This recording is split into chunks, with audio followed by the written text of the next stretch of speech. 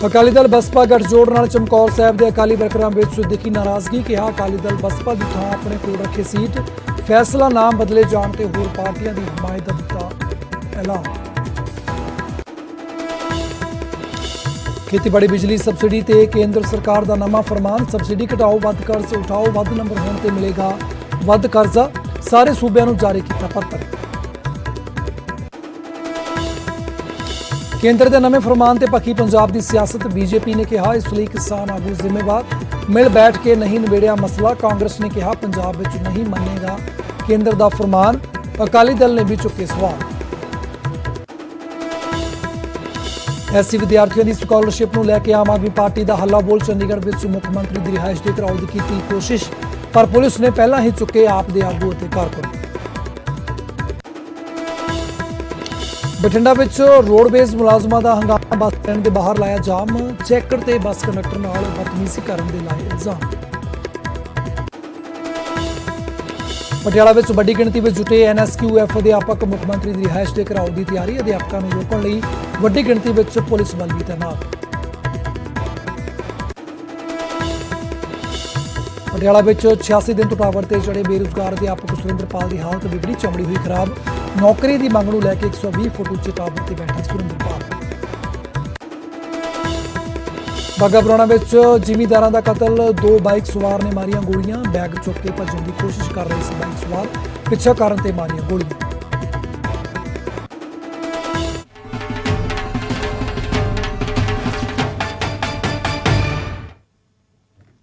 सत श्री अकाल, एक बार फिर तो स्वागत है न्यूज़ 18 पंजाब देख रहे सारे दर्शकों का। मैं थोड़ा नाम भुलजीत सिंह ते बुलेटिन में सब तो पहला गल कर रहे हैं कोटकपूरा गोलीकांड नाल जुड़ी अहम खबर दी। जी हाँ, कोटकपूरा गोलीकांड मामले के जिहड़ी सिट बनाई गई है उस सिट के अगे पेश नहीं होणगे प्रकाश सिंह बादल। सेहत ठीक ना होने का हवाला दिता गया उन्होंने वालों। तुहानूं दस दी कि अकाली दल ने सिट नूं इस मुतलक जानकारी भेज दी गई है। सिट ने 16 जून नूं प्रकाश सिंह बादल नूं तलब किया सी, पर हुण प्रकाश सिंह बादल सिट के अगे 16 जून नूं पेश नहीं होणगे।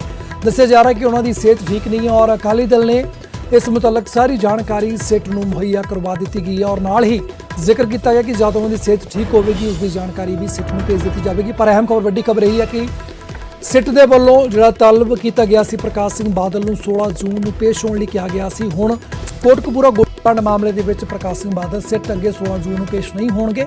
उन्हां दी सेहत ठीक ना होने का हवाला सिट नूं दिता गया और इस मुतलक सारी जानकारी सिट नूं भेज दी गई है अकाली दल दे वल्लों।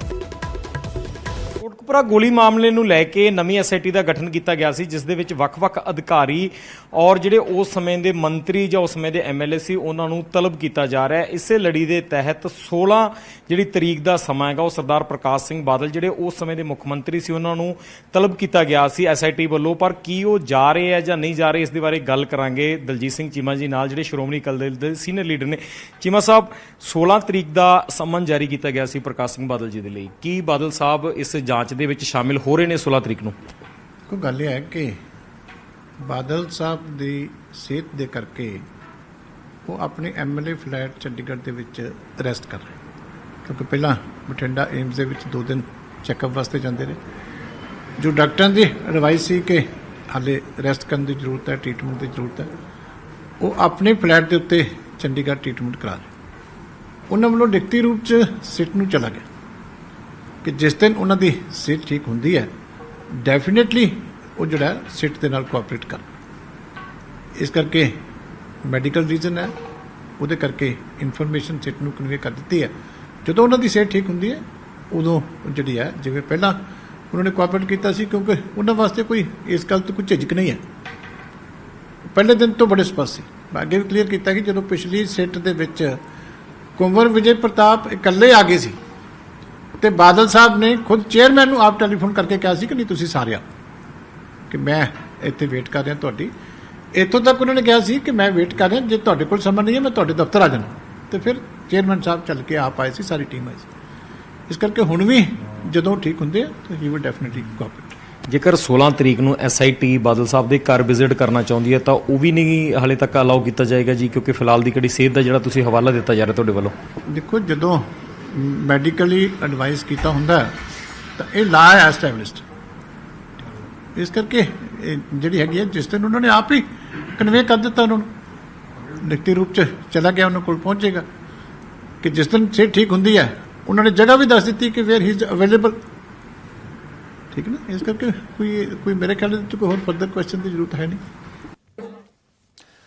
ਤਾਂ 16 ਜੂਨ ਨੂੰ ਸਿੱਟ ਦੇ ਅੱਗੇ ਪੇਸ਼ ਨਹੀਂ ਹੋਣਗੇ ਪ੍ਰਕਾਸ਼ ਸਿੰਘ ਬਾਦਲ। ਖਰਾਬ ਸਿਹਤ ਦਾ ਹਵਾਲਾ ਦੇ ਕੇ ਹਲੇ ਫਿਲਹਾਲ ਉਹਨਾਂ ਨੇ ਆਪਣੀ ਪੇਸ਼ੀ ਰੋਕ ਦਿੱਤੀ ਹੈ। ਇਸ ਖਬਰ ਤੇ ਗੱਲਬਾਤ ਕਰਦੇ ਹਾਂ, ਸਾਡੇ ਸਹਿਯੋਗੀ ਰੋਹਿਤ ਬੰਸਲ ਜੁੜ ਰਹੇ ਨੇ ਚੰਡੀਗੜ੍ਹ ਤੋਂ। ਰੋਹਿਤ, ਤਾਂ 16 ਜੂਨ ਦੇ ਉੱਪਰ ਨਜ਼ਰਾਂ ਕਿਤੇ ਨਾ ਕਿਤੇ ਟਿਕੀਆਂ ਸੀ ਕਿਉਂਕਿ ਸਿੱਟ ਨੇ ਤਲਬ ਕੀਤਾ ਸੀ ਉਸ ਵੇਲੇ ਦੇ ਮੁੱਖ ਮੰਤਰੀ ਪ੍ਰਕਾਸ਼ ਸਿੰਘ ਬਾਦਲ ਨੂੰ, ਪਰ ਹੁਣ ਸਿਹਤ ਠੀਕ ਨਾ ਹੋਣ ਦਾ ਹਵਾਲਾ ਦਿੱਤਾ ਗਿਆ। ਅਕਾਲੀ ਦਲ ਦੇ ਵੱਲੋਂ ਬਕਾਇਦਾ ਰਿਟਰਨ ਦੇ ਵਿੱਚ ਜਿਹੜੀ ਉਹ ਜਾਣਕਾਰੀ ਭੇਜ ਦਿੱਤੀ ਗਈ ਹੈ ਸਿੱਟ ਨੂੰ। ਹੋਰ ਕੀ ਅਪਡੇਟ ਹੈ ਇਸ ਮਾਮਲੇ ਦੇ ਵਿੱਚ?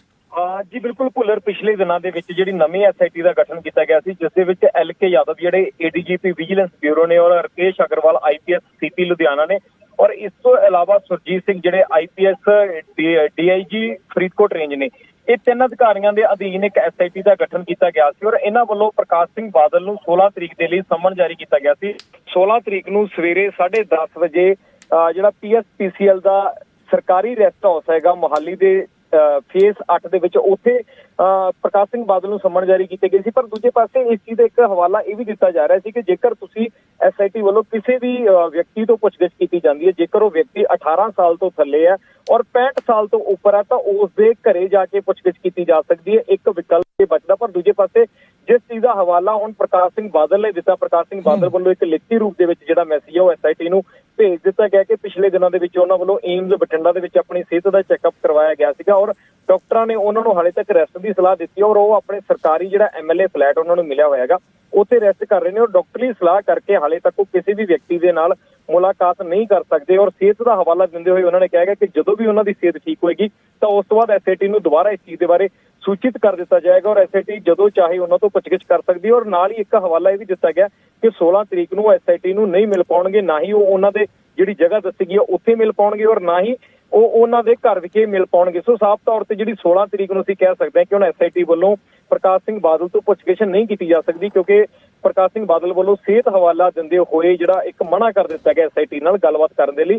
ਨਾਲ ਹੀ ਉਹਨਾਂ ਨੇ ਇਹ ਵੀ ਗੱਲ ਕਹੀ ਹੈ ਕਿ ਆਉਣ ਵਾਲੇ ਸਮੇਂ ਦੇ ਵਿੱਚ ਇਸ ਚੀਜ਼ ਨੂੰ ਪੂਰਾ ਸਹਿਯੋਗ ਕੀਤਾ ਜਾਏਗਾ ਔਰ ਸਿਹਤ ਠੀਕ ਹੁੰਦੀ ਦੁਬਾਰਾ ਮੈਸੇਜ ਐਸਆਈਟੀ ਨੂੰ ਭੇਜਿਆ ਜਾਏਗਾ ਕਿ ਜਦੋਂ ਚਾਹੇ ਤਾਂ ਪੁੱਛਗਿੱਛ ਕਰ ਸਕਦੇ ਨੇ। ਜੀ ਬਿਲਕੁਲ ਰੋਹਿਤ, ਫਿਲਹਾਲ ਦੇ ਲਈ ਬਹੁਤ ਧੰਨਵਾਦ। ਤਾਂ ਕੁੱਲ ਮਿਲਾ ਕਹਿ ਲਈਏ ਕਿ ਜਿਹੜੀ 16 ਜੂਨ ਨੂੰ ਜਿਹੜੀ ਤਲਬ ਕੀਤਾ ਗਿਆ ਸੀ ਪ੍ਰਕਾਸ਼ ਸਿੰਘ ਬਾਦਲ ਨੂੰ, ਉਹ ਹਲੇ ਟਲਦਾ ਹੋਇਆ ਨਜ਼ਰ ਆ ਰਿਹਾ ਕਿਉਂਕਿ ਪ੍ਰਕਾਸ਼ ਸਿੰਘ ਬਾਦਲ ਦੀ ਸਿਹਤ ਠੀਕ ਨਹੀਂ ਹੈ। ਇਸ ਦਾ ਹਵਾਲਾ ਵੀ ਬਕਾਇਦਾ ਰਿਟਨ ਦੇ ਵਿੱਚ ਅਕਾਲੀ ਦਲ ਦੇ ਵੱਲੋਂ ਜਿਹੜਾ ਇੱਕ ਲੈਟਰ ਹੈ ਜਾਂ ਕਹਿ ਰਹੀ ਆਪਾਂ ਕਿ ਜਾਣਕਾਰੀ ਹੈ ਜਿਹੜੀ ਉਹ ਨਵੀਂ ਸਿੱਟ ਦੇ ਦਫ਼ਤਰ ਭੇਜ ਦਿੱਤੀ ਗਈ ਹੈ ਔਰ ਉਹਨੂੰ ਜਾਣਕਾਰੀ ਦਿੱਤੀ ਗਈ ਔਰ ਨਾਲ ਹੀ ਕਿਹਾ ਗਿਆ ਕਿ ਜਦੋਂ ਹੀ ਉਹ ਉਹਨਾਂ ਦੀ ਸਿਹਤ ਠੀਕ ਹੋਵੇਗੀ ਤਾਂ ਨਾਲ ਉਸੇ ਵੇਲੇ ਹੀ ਅਕਾਲੀ ਦਲ ਦੁਬਾਰਾ ਤੋਂ ਸਿੱਟ ਨੂੰ ਜਾਣਕਾਰੀ ਦੇਵੇਗਾ ਔਰ ਉਹਨਾਂ ਦੇ ਵੱਲੋਂ ਪੂਰੇ ਸਹਿਯੋਗ ਦਾ ਭਰੋਸਾ ਵੀ ਜਤਾਇਆ ਗਿਆ। ਪਰ ਫਿਲਹਾਲ ਇਸ ਵੇਲੇ ਦੀ ਵੱਡੀ ਖਬਰ ਇਹ ਹੈ ਕਿ 16 ਜੂਨ ਨੂੰ ਜਿਹੜੀ ਤਲਬੀ ਕੀਤੀ ਗਈ ਸੀ ਜਿਹੜੇ ਪ੍ਰਕਾਸ਼ ਸਿੰਘ ਬਾਦਲ ਦੀ, ਉਹ ਹੁਣ ਟਲਦੀ ਨਜ਼ਰ ਆ ਰਹੀ ਹੈ ਕਿਉਂਕਿ ਪ੍ਰਕਾਸ਼ ਸਿੰਘ ਬਾਦਲ ਨੇ ਆਪਣੀ ਸਿਹਤ ਨਾ ਠੀਕ ਹੋਣ ਦਾ ਹਵਾਲਾ ਸਿੱਟ ਅੱਗੇ ਰੱਖਿਆ ਹੈ। ਉਧਰ ਅਕਾਲੀ ਬਸਪਾ ਗੱਠਜੋੜ ਤੋਂ ਕੁਝ ਅਕਾਲੀ ਔਖੇ ਨਜ਼ਰ ਆ ਰਹੇ ਨੇ। ਚਮਕੌਰ ਸਾਹਿਬ ਦੇ ਅਕਾਲੀਆਂ ਦੇ ਵਿੱਚ ਇਹ ਨਾਰਾਜ਼ਗੀ ਦੇਖੀ ਗਈ ਹੈ। ਸਾਬਕਾ ਮੰਤਰੀ ਸਤਵੰਤ ਕੌਰ ਸੰਧੂ ਦੇ ਪਰਿਵਾਰ ਦੇ ਵੱਲੋਂ ਇਸ ਦਾ ਵਿਰੋਧ ਕੀਤਾ ਗਿਆ।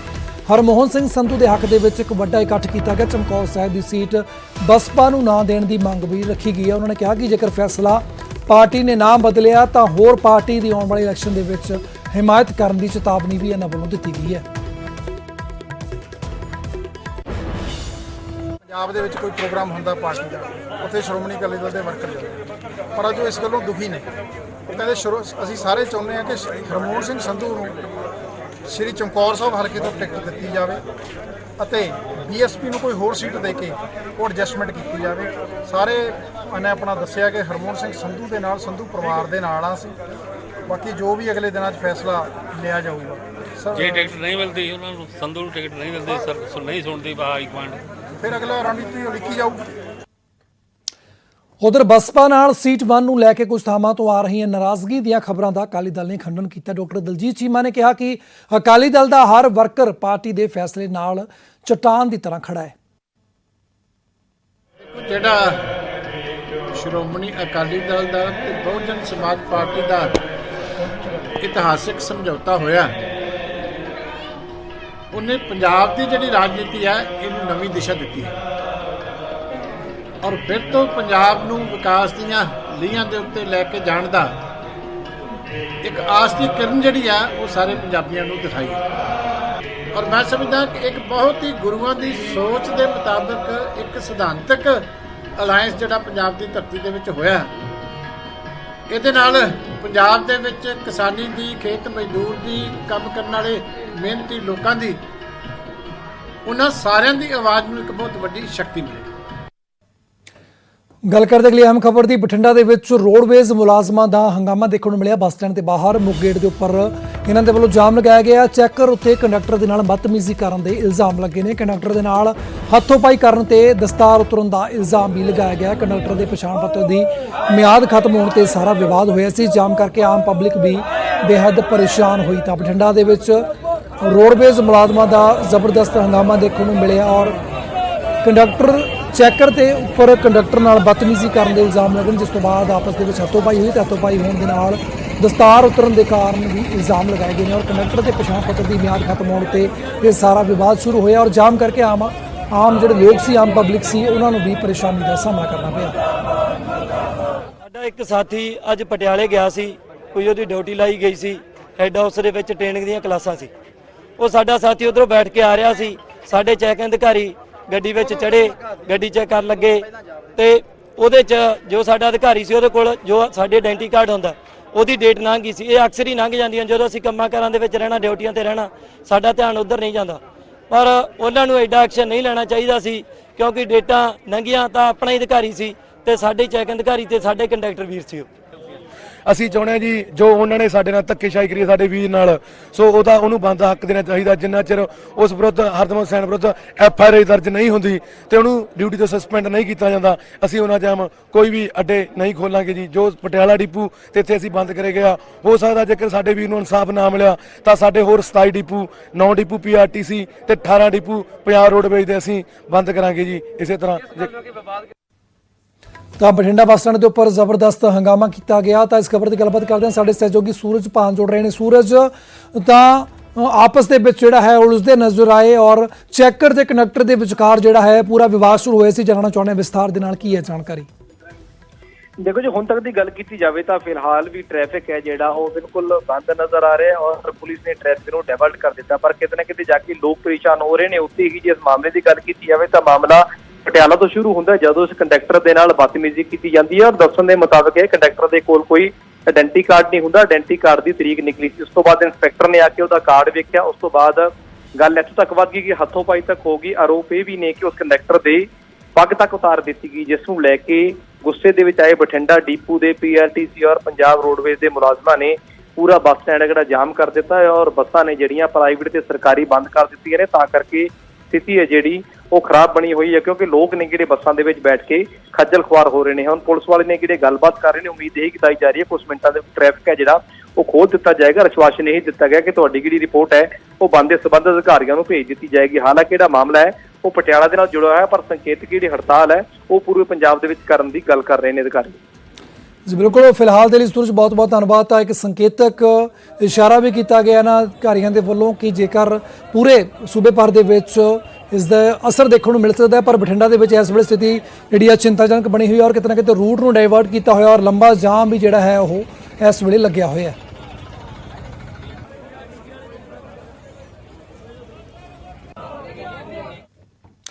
ਉਧਰ ਐਸਸੀ ਵਿਦਿਆਰਥੀਆਂ ਦੀ ਸਕਾਲਰਸ਼ਿਪ ਦਾ ਮਾਮਲੇ ਨੂੰ ਲੈ ਕੇ ਆਮ ਆਦਮੀ ਪਾਰਟੀ ਵੱਲੋਂ ਚੰਡੀਗੜ੍ਹ ਦੇ ਵਿੱਚ ਪ੍ਰਦਰਸ਼ਨ ਕੀਤਾ ਗਿਆ। ਮੁੱਖ ਮੰਤਰੀ ਦੀ ਰਿਹਾਇਸ਼ ਦੇ ਘਿਰਾਓ ਦੀ ਕੋਸ਼ਿਸ਼ ਵੀ ਕੀਤੀ ਗਈ, ਪਰ ਪੁਲਿਸ ਨੇ ਪਹਿਲਾਂ ਹੀ ਆਮ ਆਦਮੀ ਪਾਰਟੀ ਦੇ ਆਗੂ ਅਤੇ ਕਾਰਕੁਨਾਂ ਨੂੰ ਹਟਾ ਦਿੱਤਾ। ਪੁਲਿਸ ਨੇ ਕਈ ਆਪ ਆਗੂਆਂ ਨੂੰ ਹਿਰਾਸਤ ਦੇ ਵਿੱਚ ਵੀ ਲਿਆ। ਗਿਆਸਪੁਰਾ ਨੂੰ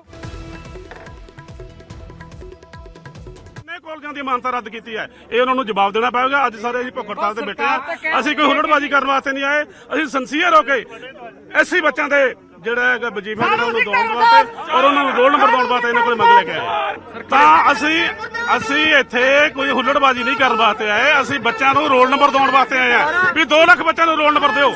ਜੇ ਉਹ ਸਿੰਸੀਅਰ ਹੈ ਤੇ ਅੱਜ ਜਾਰੀ ਕਰ। ਜਦੋਂ ਆਮ ਆਦਮੀ ਪਾਰਟੀ ਦੇ MLA ਸਾਹਿਬਾਨ ਨੇ ਕੈਪਟਨ ਸਾਹਿਬ ਨੂੰ ਸਵਾਲ ਕੀਤਾ ਤਾਂ ਕੈਪਟਨ ਸਾਹਿਬ ਨੇ ਜਿਹੜਾ ਉੱਥੇ ਐਡਮਿਟ ਕੀਤਾ ਕਿ ਹਾਂ ਉਹਨਾਂ ਦੇ ਖਿਲਾਫ ਜਾਂਚ ਹੋ ਰਹੀ ਆ, ਉਹਨਾਂ ਦੇ ਖਿਲਾਫ ਆਡਿਟ ਹੋ ਰਿਹਾ, ਪਰ ਲੇਕਿਨ ਅੱਜ 4.25 ਸਾਲ ਹੋ ਗਏ, ਨਾ ਕੋਈ ਆਡਿਟ ਦੀ ਰਿਪੋਰਟ ਆਈ, ਨਾ ਕੋਈ ਦੋਸ਼ੀ ਫੜਿਆ ਗਿਆ, ਨਾ ਕਿਸੇ ਦੋਸ਼ੀ ਦੇ ਖਿਲਾਫ ਕਾਰਵਾਈ ਹੋਈ, ਨਾ ਕੋਈ ਜੇਲ੍ਹ 'ਚ ਗਿਆ, ਨਾ ਕਿਸੇ ਦੇ ਖਿਲਾਫ ਮੁਕੱਦਮਾ ਹੋਇਆ। ਸੋ ਇੱਥੋਂ ਸਪਸ਼ਟ ਆ ਕਿ ਕੈਪਟਨ ਸਾਹਿਬ ਜਿਹੜਾ ਹੈਗਾ ਪੁਰਾਣੀ ਸਰਕਾਰ ਨੂੰ ਬਚਾ ਰਹੇ ਨੇਗੇ। ਸਾਧੂ ਸਿੰਘ ਧਰਮਸੋਤ ਨੇ 64 ਕਰੋੜ ਰੁਪਏ ਦਾ ਘਪਲਾ ਕੀਤਾ, ਉਹਨੂੰ ਕਲੀਨ ਚਿੱਟ ਮਿਲ ਗਈ। ਅੱਜ ਪੰਜਾਬ ਦੇ 2 ਲੱਖ ਦਲਿਤ ਸਟੂਡੈਂਟ ਜਿਹੜੇ ਉਹ ਪ੍ਰੀਖਿਆਵਾਂ ਦੇਣ ਤੋਂ ਵਾਂਝੇ ਰਹਿ ਰਹੇ ਨੇਗੇ, ਕਿਉਂਕਿ ਕੈਪਟਨ ਸਾਹਿਬ ਨੇ ਪੰਜਾਬ ਸਰਕਾਰ ਦੇ ਜਿਹੜਾ ਖਜ਼ਾਨਾ ਮੰਤਰੀ ਆ ਮਨਪ੍ਰੀਤ ਸਿੰਘ ਬਾਦਲ, ਉਹਨੇ ਪੰਜਾਬ ਦੇ ਦਲਿਤਾਂ ਦਾ ਲਗਭਗ 1550 ਕਰੋੜ ਰੁਪਈਆ ਰੋਕਿਆ ਹੋਇਆਗਾ। ਜਿਹੜੀ ਕੈਪਟਨ ਸਾਹਿਬ ਦੀ ਸਰਕਾਰ ਆ, ਕਾਂਗਰਸ ਪਾਰਟੀ ਦੀ ਸਰਕਾਰ ਆ, ਇਹ ਦਲਿਤ ਵਿਰੋਧੀ ਸਰਕਾਰ ਆ, ਦਲਿਤ ਵਿਰੋਧੀ ਫੈਸਲੇ ਲੈ ਰਹੀ ਆ। उधर राजकुमार वेरका ने कहा कि आप नूं ये पता नहीं कि उसने विरोध प्रदर्शन किस दे खिलाफ करना है। वेरका ने कहा कि आप नूं पंजाब सरकार दी थां केंद्र सरकार दे खिलाफ प्रदर्शन करना चाहिए, जबकि अकाली दल ने कांग्रेस ते आम आदमी पार्टी दे रले होने का इल्जाम लाया। देख सकते मास्टर बलदेव नूं किस तरह ते समझावे किहड़ा भाई, एक होवे कमला ते समझावे वेड़ा, जे वेड़ा ही हो जाए कमला ते समझावे किहड़ा। ਤੇ ਆਮ ਆਦਮੀ ਪਾਰਟੀ ਕਮਲਿਆਂ ਦਾ ਵਿਹੜਾ ਹੀ, ਇਹਨਾਂ ਨੂੰ ਇਹ ਸਮਝ ਵੀ ਨਹੀਂ ਅਜੇ ਤੱਕ ਲੱਗੀ। ਮੈਂ ਚਾਹਾਂਗਾ ਭਗਵੰਤ ਮਾਨ ਔਰ ਚੀਮਾ ਸਾਹਿਬ, ਇਹ 2 ਬੰਦੇ ਇਹਦਾ ਗਿਆਨ ਪਹਿਲੇ ਲੈ ਲੈਣ ਕਿ ਜਿਹੜਾ 1539 ਕਰੋੜ ਦੀ ਇਹ ਗੱਲ ਕਰ ਰਿਹਾ ਹੈ, ਇਹ ਜਿਹੜਾ 17 18 18 19 ਔਰ 19 20 ਦੀ ਸਕੋਲਰਸ਼ਿਪ ਹੈ ਕਿ ਕੀ ਕੇਂਦਰ ਦੀ ਸਰਕਾਰ ਨੇ ਪੰਜਾਬ ਨੂੰ ਇਹ 3 ਸਾਲਾਂ ਦਾ 1 ਵੀ ਰੁਪਈਆ ਭੇਜਿਆ ਹੈ। ਕੇਂਦਰ ਸਰਕਾਰ ਦੇ ਖਿਲਾਫ ਮੋਰਚਾ ਖੋਲ੍ਹਣਾ ਚਾਹੀਦਾ। ਮੈਂ ਇਹਨਾਂ ਨੂੰ ਇਹ ਗੱਲ ਵਾਸਤੇ ਸਲਾਹ ਦਿਆਂਗਾ ਕਿ ਆਮ ਆਦਮੀ ਪਾਰਟੀਓ, ਤੁਸੀਂ ਨਲਾਇਕ ਬੱਚੇ ਨਾ ਬਣੋ ਭਾਈ, ਤੁਸੀਂ ਹੁਸ਼ਿਆਰ ਬੱਚੇ ਬਣੋ। ਦੇਖੋ ਗੱਲ ਇਹ ਹੈ ਕਿ ਆਮ ਆਦਮੀ ਪਾਰਟੀ ਕਾਂਗਰਸ ਦਾ ਹੀ ਹਿੱਸਾ। ਜਦੋਂ ਅਸੀਂ ਪ੍ਰੋਗਰਾਮ ਰੱਖਦੇ ਹਾਂ, ਇੱਕ ਦਿਨ ਪਹਿਲਾਂ ਜਾ ਕੇ ਦੱਸਣ ਜਾਂਦੇ ਆ ਕਿ ਕੱਲ ਨੂੰ ਤੁਹਾਡੇ ਘਰੇ ਧਿਆਨ ਰੱਖਿਓ ਤੇ ਅਕਾਲੀਆਂ ਨੇ ਆਉਣਾ। ਇਸ ਕਰਕੇ ਉਹਨਾਂ ਦੀ ਡਿਊਟੀ ਲੱਗੀ ਆ ਜਾਣਕਾਰੀ ਦੇਣੀ, ਕਿਉਂਕਿ ਅੱਧੇ ਐਮਐਲਏ ਉਹਨਾਂ ਦੇ ਕਾਂਗਰਸ 'ਚ ਬੈਠੇ ਆ ਤੇ ਬਾਕੀ ਡੈਪੂਟੇਸ਼ਨ ਦੀ ਤਿਆਰੀ 'ਚ ਬੈਠੇ ਆ। ਇਸ ਕਰਕੇ ਕਾਂਗਰਸ ਦਾ ਤੇ ਆਮ ਆਦਮੀ ਪਾਰਟੀ ਦਾ ਤਾਂ ਇੱਕੋ ਹੀ ਹੈ। ਇਹ ਤਾਂ ਮੁਸ਼ਤਰਕਾ ਖਾਤਾ ਕਿ 4 ਸਾਲ ਵਾਸਤੇ ਅਮਰਜੀਤ ਸਿੰਘ ਸੰਦੋਆ ਉੱਥੇ ਗਿਆ, ਡੈਪੂਟੇਸ਼ਨ ਪੂਰੀ ਹੋ ਗਈ, ਵਾਪਸ ਆ ਗਿਆ। ਨਾਜਰ ਸਿੰਘ ਮਾਨਸ਼ਾਹੀਆ ਲੀਵ ਹੋ ਗਿਆ, ਉਹ ਤੋਂ ਵਾਪਸ ਆ ਗਿਆ। ਕੰਵਰ ਸੰਧੂ ਜੀ ਮੇਰੇ ਖਿਆਲ ਲੀਵ ਹੋਏ ਆ, ਜਾ ਕੇ ਉਹਨਾਂ ਨੇ ਜੁਆਇਨ ਨਹੀਂ ਕੀਤਾ, ਕਾਂਗਰਸ ਤੋਂ ਹਾਲੇ ਵਿੱਚ ਵਿਚਾਲੇ ਆ। ਖਹਿਰਾ ਸਾਹਿਬ ਤੇ 2 ਹੋਰ, ਉਹ ਜਦੋਂ ਕਾਲੀ ਜਾ ਕੇ ਏਅਰਪੋਰਟ ਤੇ ਜੁਆਇਨਿੰਗ ਦੇ ਆਏ। ਇਸ ਕਰਕੇ ਮੁਸ਼ਤਰਕਾ ਹੀ ਖਾਤਾ ਹੈ, ਇਹਨਾਂ ਦੋਨਾਂ ਪਾਰਟੀਆਂ ਦਾ ਕੋਈ ਫਰਕ ਨਹੀਂ। ਇਸ ਕਰਕੇ ਜਿੱਥੇ ਅਸੀਂ ਜਾਣਾ ਹੁੰਦਾ ਉਹ ਪਹਿਲਾਂ ਰਾਤ ਨੂੰ ਜਾ ਕੇ ਦੱਸਿਓ। ਖਬਰ ਪਟਿਆਲੇ ਤੋਂ, ਜਿੱਥੇ ਅਧਿਆਪਕਾਂ ਦਾ ਵੱਡਾ ਪ੍ਰਦਰਸ਼ਨ ਹੋ ਰਿਹਾ। ਤੁਹਾਨੂੰ ਦੱਸ ਦਈਏ ਕਿ ਵੱਡੀ ਗਿਣਤੀ ਦੇ ਵਿੱਚ NSQF ਅਧਿਆਪਕ ਜੁਟੇ ਹੋਏ ਨੇ। ਨੈਸ਼ਨਲ ਸਕਿੱਲ ਕੁਆਲੀਫਿਕੇਸ਼ਨ ਫਰੇਮਵਰਕ ਅਧਿਆਪਕਾਂ ਦਾ ਇਹ ਪ੍ਰਦਰਸ਼ਨ ਹੈ। ਮੁੱਖ ਮੰਤਰੀ ਦੀ ਰਿਹਾਇਸ਼ ਦੇ ਘਰਾਓ ਦੀ ਵੀ ਇਹਨਾਂ ਵੱਲੋਂ ਤਿਆਰੀ ਕੀਤੀ ਗਈ ਹੈ। ਪੁਲਿਸ ਦੇ ਵੱਲੋਂ ਵੀ ਇਹਨਾਂ ਰੋਕਣ ਦੇ ਪੁਖਤਾ ਪ੍ਰਬੰਧ ਕੀਤੇ ਗਏ ਨੇ। ਵੱਡੀ ਗਿਣਤੀ ਦੇ ਵਿੱਚ ਪੁਲਿਸ ਬਲ ਤਾਇਨਾਤ ਕੀਤਾ ਗਿਆ। ਤੁਹਾਨੂੰ ਦੱਸ ਦਈਏ ਕਿ ਸੈਲਰੀ ਵਧਾਉਣ ਦੀ ਮੰਗ ਨੂੰ ਲੈ ਕੇ ਇਹਨਾਂ ਦੇ ਵੱਲੋਂ ਪ੍ਰਦਰਸ਼ਨ ਕੀਤਾ ਜਾ ਰਿਹਾ ਹੈ। ਅੱਜ ਪੂਰੇ ਪੰਜਾਬ ਦੇ ਅਧਿਆਪਕ ਇੱਥੇ ਪਹੁੰਚ ਰਹੇ ਆ। ਅਸੀਂ ਆਪਣੀਆਂ ਹੱਕਾਂ ਦੀ ਲੜਾਈ ਲੜ ਰਹੇ ਆ। ਅੱਜ ਇੱਥੋਂ ਅਸੀਂ ਦੁੱਖ ਨਿਵਾਰਨ ਗੁਰਦੁਆਰਾ ਸਾਹਿਬ ਤੋਂ ਚੱਲ ਕੇ YPS ਚੌਂਕ ਤੱਕ ਮਾਰਚ ਕੱਢਾਂਗੇ। ਇਹ ਰੋਸ ਮਾਰਚ ਇੱਕ ਸਰਕਾਰ ਨੂੰ ਚੇਤਾਵਨੀ ਦੇਣਾ ਚਾਹੁੰਦੇ ਆ ਕਿ ਉੱਥੇ ਸਾਡੀਆਂ ਮੰਗਾਂ ਦੀ ਪੂਰਤੀ ਲਈ ਕੋਈ ਨਾ ਕੋਈ ਲਿਖਤੀ ਆਸ਼ਵਾਸਨ ਦਿੱਤਾ ਜਾਵੇ। ਅਗਰ ਸਾਡਾ ਲਿਖਤੀ ਕੋਈ ਆਸ਼ਵਾਸਨ ਨਾ ਦਿੱਤਾ ਗਿਆ, ਅਸੀਂ ਫਿਰ ਇਸ ਤੋਂ ਵੀ ਤਿੱਖਾ ਸੰਘਰਸ਼ ਵਿੱਢਣ ਦੀ ਤੁਹਾਨੂੰ ਚੇਤਾਵਨੀ ਦਿੰਦੇ ਆ। ਮੁੱਖ ਮੰਗਾਂ ਕਿਹੜੀਆਂ ਭਾਜੀ? ਸਾਡੀਆਂ ਮੁੱਖ ਮੰਗਾਂ ਨੇ ਕਿ ਸਿੱਖਿਆ ਵਿਭਾਗ ਦੇ ਵਿੱਚੋਂ ਜੋ ਕੰਪਨੀਆਂ ਦਾ ਦਾਖਲਾ ਕੀਤਾ ਹੋਇਆ ਉਹਨੂੰ ਬਾਹਰ ਕੱਢਿਆ ਜਾਵੇ। ਸਾਰੀਆਂ ਸਿੱਖਿਆ ਵਿਭਾਗ ਚੋਂ ਕੰਪਨੀਆਂ ਨੂੰ ਬਾਹਰ ਕੱਢਿਆ ਜਾਵੇ ਤੇ ਸਾਨੂੰ ਸਿੱਖਿਆ ਵਿਭਾਗ ਦੇ ਵਿੱਚ ਮਰਜ ਕੀਤਾ ਜਾਵੇ। ਤਾਂ ਪਟਿਆਲਾ ਦੇ ਵਿੱਚ NSQF ਦੇ ਜਿਹੜੇ ਅਧਿਆਪਕ ਨੇ ਉਹਨਾਂ ਦੇ ਵੱਲੋਂ ਪ੍ਰਦਰਸ਼ਨ ਕੀਤਾ ਜਾ ਰਿਹਾ। ਬਕਾਇਦਾ ਮੁੱਖ ਮੰਤਰੀ ਦੀ ਰਿਹਾਇਸ਼ ਦਾ ਘਿਰਾਓ ਕਰਨ ਦੀ ਵੀ ਕੋਸ਼ਿਸ਼ ਕੀਤੀ ਜਾਣੀ ਹੈ। ਇਸ ਖਬਰ ਤੇ ਗੱਲਬਾਤ ਕਰਦੇ ਹਾਂ। ਸਾਡੇ ਸਹਿਯੋਗੀ ਮਨੋਜ ਸ਼ਰਮਾ ਜੁੜ ਰਹੇ ਨੇ ਫੋਨ ਲਾਈਨ ਤੇ। ਮਨੋਜ, ਤਾਂ NSQF ਦੇ ਅਧਿਆਪਕਾਂ ਦੇ ਵੱਲੋਂ ਵੱਡੀ ਗਿਣਤੀ ਦੇ ਵਿੱਚ ਇਕੱਠ ਪਟਿਆਲਾ ਦੇ ਵਿੱਚ ਕੀਤਾ ਗਿਆ ਹੈ। ਹੁਣ ਤਾਜ਼ਾ ਸਥਿਤੀ ਕੀ ਔਰ ਕਿਸ ਤਰੀਕੇ ਦਾ ਮਾਹੌਲ ਬਣਿਆ ਹੋਇਆ ਹੈ? ਜੀ ਭੁੱਲਰਜੀਤ ਜੀ ਦੱਸਦੇ ਹਾਂ ਕਿ ਜਿਹੜੇ ਅਧਿਆਪਕ ਨੇ ਹਜੇ ਪੱਕੇ ਮੋਰਚੇ ਵਾਲੀ ਜਗ੍ਹਾ ਤੇ ਹੀ ਉੱਪਰ ਡਟੇ ਹੋਏ ਨੇ, ਕਿਉਂਕਿ ਇਹਨਾਂ ਦੇ ਜਿਹੜੇ ਹੋਰ ਸਾਥੀ ਨੇ ਵੱਖ-ਵੱਖ ਜ਼ਿਲ੍ਹਿਆਂ ਤੋਂ ਇੱਥੇ ਆ ਰਹੇ ਨੇ। ਪਹਿਲਾਂ ਇਹਨਾਂ ਦਾ ਜਿਹੜਾ ਪ੍ਰੋਗਰਾਮ ਸੀ 12 ਤੋਂ ਲੈ ਕੇ 1 ਵਜੇ ਦੇ ਦਰਮਿਆਨ ਮੋਤੀ ਮਹਿਲ ਦੇ ਵੱਲ ਕੂਚ ਕਰਨ ਦਾ ਸੀ, ਪਰ ਹੁਣ 2 ਵਜੇ ਤੋਂ ਉੱਪਰ ਦਾ ਸਮਾਂ ਹੋ ਚੁੱਕਿਆ ਤੇ ਹੁਣ ਇਹ ਜਿਹੜੇ ਅਧਿਆਪਕ ਨੇ ਫਿਲਹਾਲ ਉੱਥੇ ਬੈਠੇ ਨੇ ਤੇ ਇਹਨਾਂ ਨੇ ਹੀ ਫੈਸਲਾ ਕੀਤਾ ਕਿ ਜਿਵੇਂ ਇਹਨਾਂ ਦੇ ਬਾਕੀ ਦੇ ਸਾਥੀ ਪਟਿਆਲਾ ਦੇ ਵਿੱਚ ਪਹੁੰਚਦੇ ਨੇ ਤਾਂ ਇਹ ਮੋਤੀ ਮਹਿਲ ਦੇ ਵੱਲ ਕੂਚ ਕਰਨਗੇ ਤੇ ਉੱਥੇ ਪ੍ਰਦਰਸ਼ਨ ਕਰਨਗੇ। ਆਪਦਾ ਜਿਹੜਾ ਇੱਥੇ ਹੋ ਰਿਹਾ ਪੂਰੇ ਸ਼ਹਿਰ ਵਿੱਚ ਦੀ ਜਾਂਦੇ ਹੋਏ ਇਹ ਲਗਭਗ ਘੰਟੇ ਜਾਂ 1.5 ਘੰਟੇ ਬਾਅਦ ਉੱਥੇ ਪਹੁੰਚਣਗੇ ਤੇ ਉਸ ਤੋਂ ਬਾਅਦ ਆਪਣਾ ਜਿਹੜਾ ਪ੍ਰਦਰਸ਼ਨ ਹੈਗਾ ਉੱਥੇ ਜਾ ਕੇ ਕਰਨਗੇ। ਫਿਲਹਾਲ ਭਾਰੀ ਗਿਣਤੀ ਦੇ ਵਿੱਚ ਮਹਿਲਾ ਅਧਿਆਪਕ ਨੇਗੇ, ਉਹਨਾਂ ਦੇ ਪਰਿਵਾਰਕ ਮੈਂਬਰ ਨੇ, ਛੋਟੇ ਛੋਟੇ ਬੱਚੇ ਨੇ। ਤਪਦੀ ਗਰਮੀ ਦੇ ਵਿੱਚ ਸਰਕਾਰ ਕੋਲੇ ਆਪਣੀ ਆਵਾਜ਼ ਰੱਖਣ ਦੇ ਲਈ ਧਰਨੇ ਵਾਲੀ ਜਗ੍ਹਾ ਤੇ ਜਿਹੜਾ 9 ਜੂਨ ਤੋਂ ਇੱਥੇ ਪੱਕਾ ਮੋਰਚਾ ਲੱਗਾ ਹੋਇਆ ਉੱਥੇ ਬੈਠੇ ਹੋਏ ਨੇ ਤੇ ਉਸ ਤੋਂ ਬਾਅਦ ਇਹਨਾਂ ਨੇ 1 ਘੰਟੇ ਦੇ ਅੰਦਰ ਅੰਦਰ ਜਿਹੜੀ ਹੁਣ ਤੱਕ ਕਹਿੰਦੇ ਆਗੂਆਂ ਨਾਲ ਸਾਡੀ ਗੱਲ ਹੋਈ ਹੈ, ਉਹਨਾਂ ਨੇ ਮੋਤੀ ਮਹਿਲ ਦੇ ਵੱਲ ਨੂੰ ਕੂਚ ਕਰਨਾ ਹੈ। ਜੀ ਬਿਲਕੁਲ ਮਨੋਜ, ਤਾਂ ਲਗਾਤਾਰ ਤੁਸੀਂ ਬਣੇ ਰਹੋ। ਫਿਲਹਾਲ ਦੇ ਲਈ ਬਹੁਤ ਧੰਨਵਾਦ। ਤਾਂ ਹੁਣ ਤੋਂ ਥੋੜੀ ਦੇਰ ਬਾਅਦ ਮੋਤੀ ਮਹਿਲ ਦੇ ਵੱਲ ਜਿਹੜਾ ਕਿ ਕੂਚ ਕਰਨਾ, ਮੁੱਖ ਮੰਤਰੀ ਦੀ ਰਿਹਾਇਸ਼ ਦੇ ਘਰੋਂ ਕਰਨ ਦੀ ਕੋਸ਼ਿਸ਼ ਕਰਨੀ। NSQF ਦੇ ਜਿਹੜੇ ਅਧਿਆਪਕ ਨੇ ਵੱਡੀ ਗਿਣਤੀ ਦੇ ਵਿੱਚ ਪਟਿਆਲਾ ਦੇ ਵਿੱਚ ਪਹੁੰਚ ਚੁੱਕੇ ਨੇ।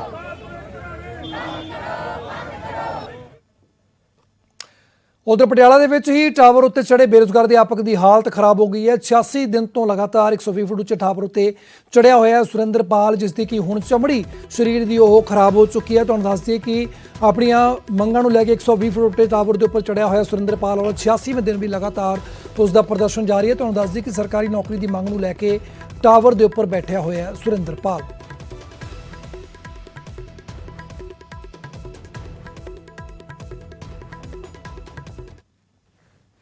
ਤਾਂ ਫਿਲਹਾਲ ਇੱਥੇ ਵੇਲਾ ਉਸ ਵੇਲੇ ਇੱਕ ਛੋਟੇ ਜਿਹੇ ਕਮਰਸ਼ੀਅਲ ਬ੍ਰੇਕ ਦਾ, ਖਬਰਾਂ ਜਾਰੀ ਨੇ, ਤੁਸੀਂ ਬਣੇ ਰਹੋ ਸਾਡੇ ਨਾਲ।